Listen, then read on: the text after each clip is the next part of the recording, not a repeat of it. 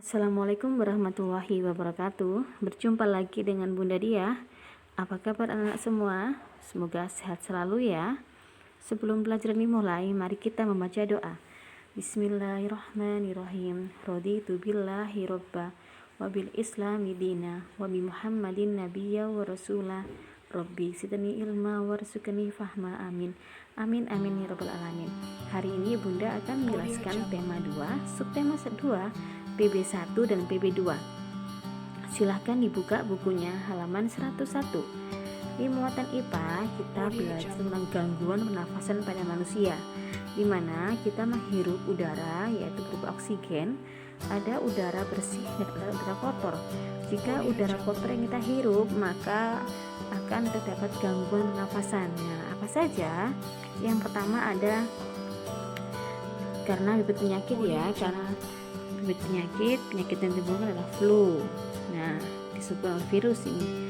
Kemudian tuberkulosis yang disebabkan oleh bakteri Mycobacterium tuberculosis. Dan TB ini mudah ditularkan melalui udara. Kemudian ada flu burung yang disebabkan oleh virus H5N1. Awalnya hanya menyerang hewan dan unggas saja, tetapi virus ini mengalami perubahan genetik sehingga dapat menyerang manusia dan dapat mengakibatkan kematian. Kemudian ada bronkitis yang disebabkan oleh virus mengakibatkan peradangan pada bronkus. Kemudian ada pneumonia, yaitu penyakit radang paru-paru yang disebabkan bakteri Diplococcus pneumonia. Pencemaran udara, penyakit yang ditimbulkan adalah asma, yaitu penyempitan saluran pernafasan. Kemudian ada emfisema, yaitu gangguan pernafasan karena kerusakan alveolus. Kemudian ada kanker paru-paru, yaitu pertumbuhan sel kanker yang tidak terkendali dalam jaringan paru-paru. Kemudian yang terakhir adalah gangguan pernafasan penyebabnya adalah fisik, maka yang ditimbulkan adalah kelainan organ pernafasan yang terjadi sejak lahir sehingga memerlukan bantuan alat pernafasan. Itu adalah beberapa penyakit yang ditimbulkan akibat bibit penyakit, pencemaran udara, dan fisik. Kemudian di muatan bahasa Indonesia, silahkan dibuka bukunya halaman 102. Sebuah teks mengandung berbagai informasi. Nah, informasi adalah penjelasan dan pemberitahuan mengenai suatu hal. Informasi yang terdapat dalam buku dapat diuraikan secara lebih detail ke dalam beberapa jenis informasi yang akan ditanyakan. Berikut adalah kata tanya beserta informasi yang diketahui. Apa? Yaitu menjelaskan mengenai suatu hal atau benda. Di mana? Yaitu menyebutkan atau penjelasan tempat. Kapan? Yaitu penyebutan atau penjelasan waktu. Siapa? Yaitu penyebutan nama orang, jabatan atau pekerjaan. Mengapa? Yaitu alasan atau sebab dalam suatu cerita. Bagaimana adalah keterangan cara atau proses, penjelasan ciri-ciri atau penjelasan karakter tokoh. Dan berapa? Yaitu menunjukkan jumlah atau banyak benda. Silakan dibaca halaman 103, yaitu pernafasan ikan. Ada paragraf yang berjudul pernafasan ikan. Ikan merupakan salah satu hewan yang hidup di air. Ikan bernafas menggunakan insang. Pada pernafasan ikan, mula-mula insang dalam keadaan tertutup. Air yang mengandung oksigen akan masuk melalui mulut ikan. Lalu mulut ikan tertutup dan air akan mengalir ke bagian insang yang terbuka. Dalam insang inilah terjadi pertukaran oksigen dengan karbon dioksida. Nah, setelah membaca, kita akan mendapatkan informasi sebagai berikut, yaitu ikan merupakan salah satu hewan hidup di air. Kata tanyanya bisa apa dan di mana? Ikan bernafas menggunakan insang, yaitu apa dan bagaimana? Dan yang ketiga, yaitu ketika mulut ikan tertutup dan air mengalir ke bagian insang terbuka, maka terjadilah pertukaran oksigen dan karbon dioksida. Kata tanyanya bisa apa, di mana, kapan, dan bagaimana. Nah, itu adalah cara mengelompokkan informasi berdasarkan teks menggunakan kata tanya. Silahkan dikerjakan halaman 104 langsung di buku paket. Silakan dikerjakan ya. Bunda tunggu hari ini. Kita menjelang ke PB2 yaitu muatan IPA penyakit pada organ pernafasan.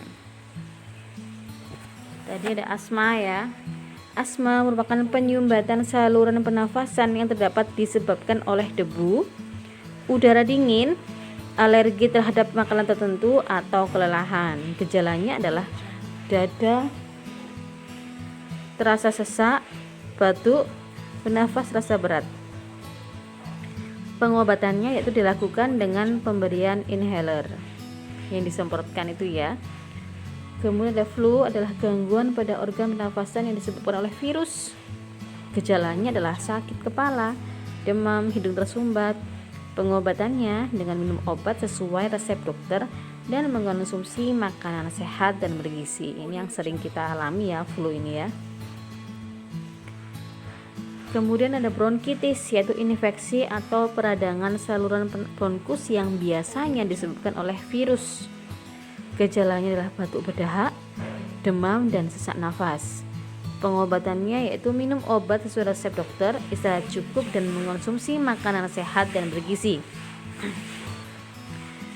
Tonsilitis, yaitu peradangan yang terjadi pada amandel atau tonsil yang disebabkan oleh virus atau bakteri. Gejalanya adalah membesarnya tonsil dan menimbulkan rasa sakit. Pengobatannya yaitu minum obat sesuai resep dokter serta mengkonsumsi makanan dan minuman yang bersih.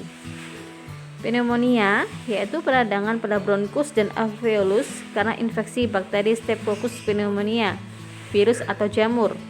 Gejalanya yaitu batuk dengan dahak berdarah, sesak nafas, nyeri dada, dan demam tinggi. Pengobatannya yaitu dilakukan dengan minum obat sesuai resep dokter. Semoga kita terhindar dari berbagai penyakit tersebut ya, yaitu dengan makan makanan bergizi dan selalu menjaga kesehatan. Menuliskan daftar pertanyaan berdasarkan informasi teks. Dibuka halaman 106. Ada sebuah paragraf itu ya, bronkitis. Nah, dari paragraf tersebut kita dapat mendiskusikan pertanyaan-pertanyaan berkaitan dengan informasi yang tersedia pada teks tersebut. Yang tujuannya tentunya mendapatkan informasi sehingga kita mengetahui apa yang dimaksudkan dalam sebuah paragraf tersebut.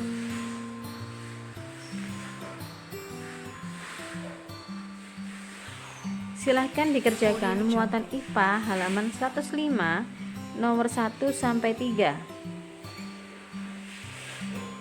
Langsung di buku paket ya.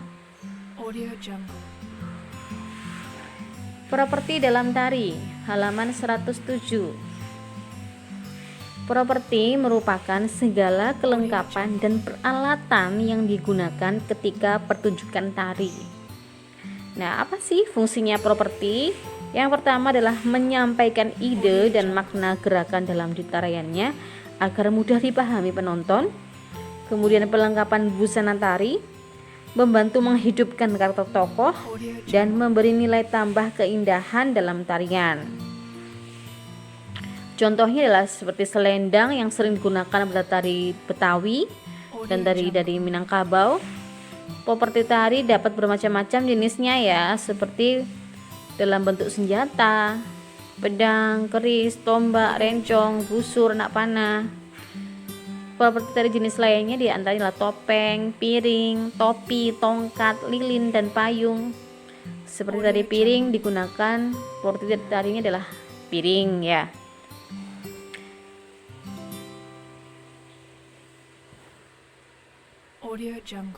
Oke, tugas hari ini adalah yang ada 2 foto saja. Bahasa Indonesia halaman 104 dan IPA halaman 105 langsung dikerjakan di buku paket. Cukup sekian dari Bunda. Wassalamualaikum warahmatullahi wabarakatuh.